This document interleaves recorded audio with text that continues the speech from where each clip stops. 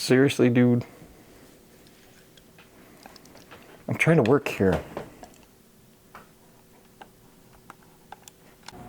All right, here's the score so far. It's Monday, October 6th, and I've been doing this for how many days? I started on the 27th of last month, but I've put in $200 into each. Bitcoin, Ethereum, XRP, $5 per day, and I'm up $25 on Bitcoin, $19 on Ethereum, $12 on XRP, and I think the bull market's just starting up. It always, when it refreshes, it does that, darn it. I don't know why does it do that. Stop refreshing. There we go. We're looking at those 3 coins.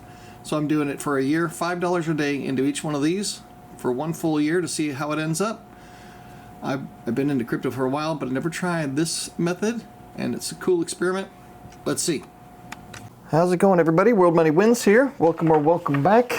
I just got back from Vegas, bought a little silver when I was there, and these, really quick, are your 2 Halloween picks for today. In October, I watch scary movies every day, and I watched these ones recently, and these are on DVD. I'm not one of those people that has to have like the 4K edition of everything. Some things work just fine. Trick or Treat, really good horror movie. It's not super terrible for people that don't like horror, but this is kind of a fun movie. This guy is hilarious in the movie. And then Scary Stories to Tell in the Dark. This is a good movie if you've got a family. This one is PG-13, so it's not super crazy. There's the description. And I was just watching Send to Georgie. He did a video on, you guys remember that guy that went into Pawn Stars and took like 3,200 ounces of silver in there? He had one of those big Comex bars, the 1,000-ounce bars. Well, Georgie did a little analysis that shows how much he would have gained if he would not have sold then and went to sell today. So I'll put a link to Georgie's video down below. Really cool video, and a really cool YouTuber, by the way. But here's what I got in Vegas. One of a few things. I went to Nevada Coin Mart. I've gone there before and shown stuff I've scored from there. Very unusual business model. I got, for 52 bucks, I got 1 ounce of silver. One generic silver buffalo for 52 bucks, which is, at the time, is 3 bucks over spot. And you go, why the heck would you buy 1 silver buffalo? I wanted to buy something. Usually when I go somewhere or travel somewhere, I'll buy 1 ounce of silver. It's just a habit, and I don't mind paying 52 bucks for this buffalo. Wasn't the best deal, but I showed my family like I'm always buying it. So that was the price, 52 bucks. And they had a lot of cool stuff in there. However, it wasn't for sale, which I thought was unusual. They I'll put this back. Something visually to look at there. But they had a lot of stuff. Like they had a 10-ounce bar. I can't remember which design it was. It was a really cool design, but they had it priced at 460 bucks, $2 in their spot. They had some vintage silver art bars, which Nevada Coin Mart, they mark up their vintage stuff. They mark it according to market value, which I think would kind of reduce the traffic, but they're trying to score these home runs from 1 ounce silver art bars.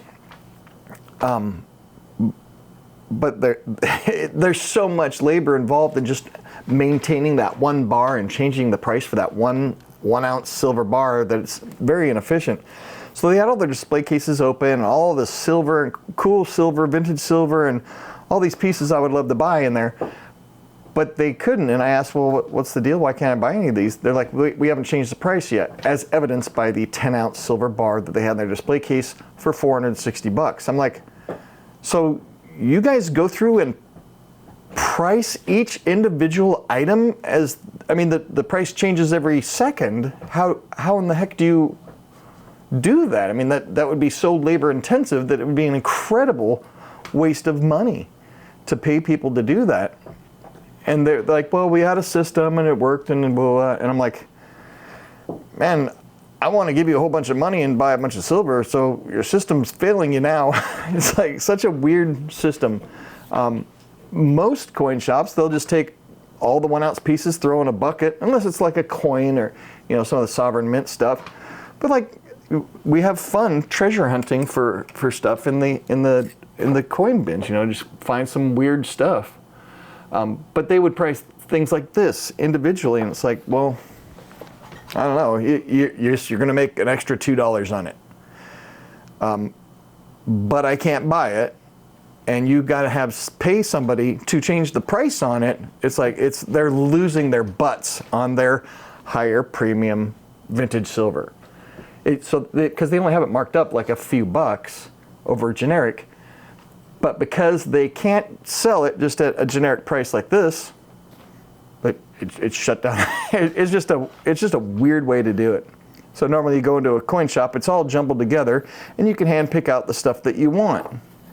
It's all the same price, and they're moving, they're turning their silver, they move.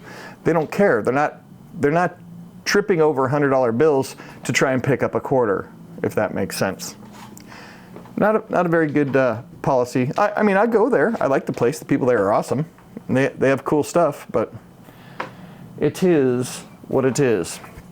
I did pick up something else in Las Vegas, since I do like watches, and I've got more into watch type. I'm just more interested in watches. So one good thing about watches, if you buy like a cool watch, you can do it as a way to signify an event or like a graduation or something like that. And so I was in Vegas with my whole family. First time I've ever had the wife and the kids there. Oldest couldn't make it, but the other ones could. And so I bought myself a watch to commemorate the event. And what I got was a Bulova Jetstar with a red face. Check that thing out. After taxes and everything, it was $575. So not like one of those super watches like a Rolex or an Omega or something like that.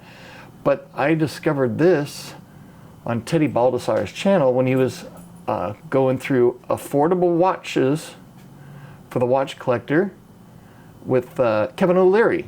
And Kevin O'Leary picked this out, and he was pointing out some things on the dial, and I fell in love with this watch when I saw it on his channel like over a year ago. And I'll put a link to that video down below also, if I remember. If I don't remember, remind me in the comments.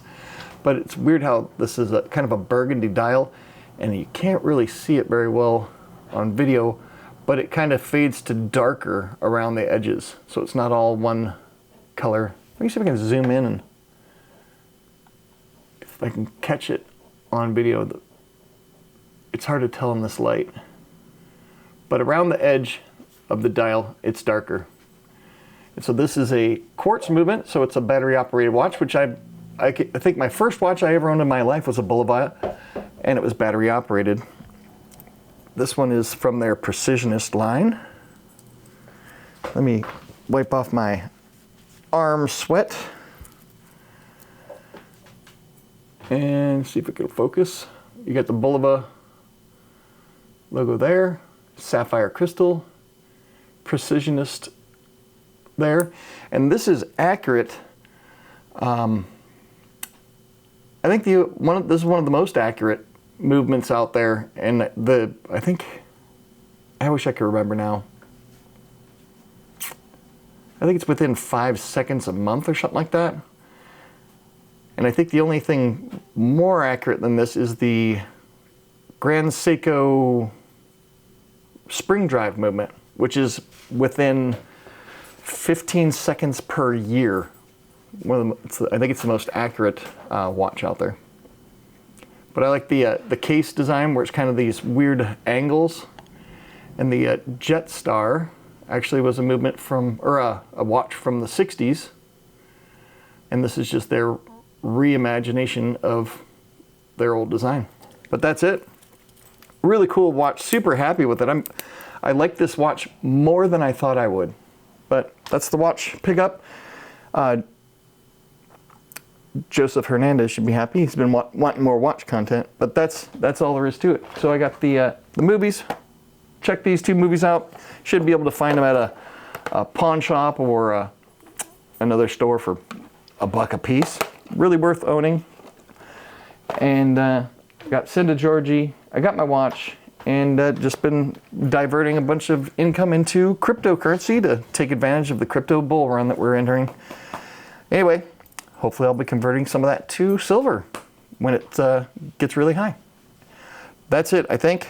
The dog is killing me here, and I will see you in the next video. Later.